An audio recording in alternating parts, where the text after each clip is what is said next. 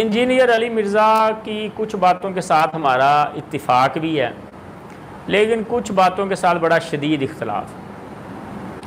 زبان درازی صحابہ کے بارے میں یا رسول اللہ صلی اللہ علیہ وسلم کے بارے میں بسا اوقات یا ائمہ محدثین کے بارے میں اتنی چرب زبانی اور کھل کے بات کرنا اور جناب گستاخی کی حد تک جانا، یہ اچھی بات نہیں۔ ادب پہلا کرینہ ہے محبت کے کرینوں میں، ادب بڑی ضروری چیز ہے۔ ائمہ کا، اولیاء کا، بزرگوں کا اور صحابہ کا، انبیاء کا ادب بڑی اہم چیز ہے۔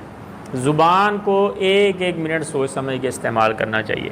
نبی علیہ الصلوۃ والسلام نے فرمایا جو بندہ مجھے 2 چیزوں کی ضمانت دے دے میں اسے جنت کی ضمانت دیتا ہوں۔ نمبر 1 زبان کی ضمانت، نمبر 2 شرمگاہ کی ضمانت۔ تو حضرت صاحب یہ بات یاد رکھیں کہ زبان کا مسئلہ بھی اتنا ہی محتاط ہے جتنا شرمگاہ کا، اتنا ہی محتاط ہے۔ تو اس طرح زبان درازی کرنا رسول اللہ صلی اللہ علیہ وسلم کے صحابہ کے اوپر، انبیاء اولیاء کے اوپر، یہ اچھی بات نہیں، یہ بہت بڑا عیب ہے مرزا صاحب کا۔ اور یہ مجھے لگتا ہے واللہ عالم ان کی خود پسندی کی وجہ سے، کہ بسا اوقات زبان سے اگر غلط بات نکل بھی گئی ہے تو آپ رجوع کر لیں، معافی مانگ لیں۔